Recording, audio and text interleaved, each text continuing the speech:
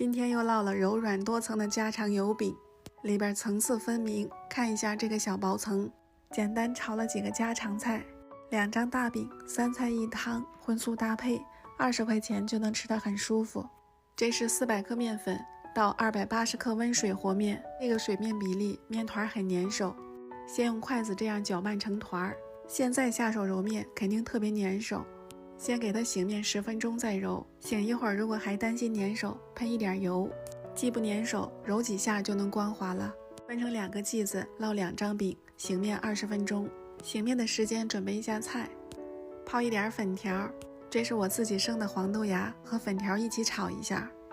泡一点新疆辣皮子，和牛肉一起炒一下，超级下饭。牛肉切片，放盐、酱油、淀粉抓拌一下，喷少许油腌制一会儿，切一点洋葱一起炒。现在的茼蒿又便宜又嫩，轻轻焯下水，先把根茎焯一下，再整个放进去。茼蒿搭配豆腐拌一个小凉菜。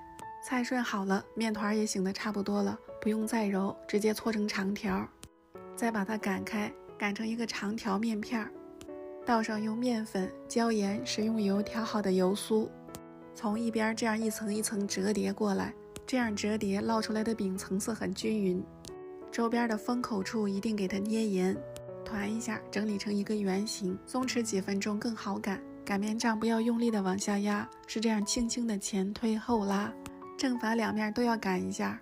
平底锅预热，锅里不用喷油，表面喷少许油锁住水分，烙1分多钟，饼像这样变色了就翻面，表面再喷点油。饼如果擀得厚，锅温就稍微低一点；饼擀得薄，锅温就要高一点。油不需要涂抹很多，就表面1层就可以。封边封得好，饼都会像这样鼓起来，两面金黄就熟了。这个家常油饼这样吃，或者做牛肉汤泡饼、炒饼丝都很好吃。看一下层次分明，又薄又柔软。饼烙好了，把菜炒一下。我这是生了第3天的黄豆芽，又营养又好吃。调味还是放点盐和酱油就可以了。炒香以后加点水，放上泡好的粉条炖一下。泡好的拉皮子多清洗几遍，用剪刀剪开。豆芽收干汤汁就可以了。这个豆芽越嚼越香，粉条也吸满了汤汁，很好吃。炒牛肉需要大火，油多一点，炒个几十秒，肉变色就接着盛出来。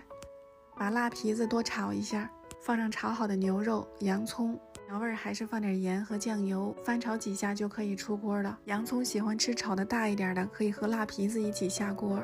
这里边的辣皮子可比牛肉还好吃呢。焯好水的茼蒿、豆腐，调味放食盐，一点酱油，再来点香油就可以了。食材和调味都很简单，但这道菜我真的很喜欢吃。清煮的白萝卜，菜碗都好了，我们就开饭了。2张大饼，3菜1汤，荤素搭配。你能想象吗？成本只需要20来块钱，在家吃饭真的是干净、营养又实惠，而且更符合家人的口味。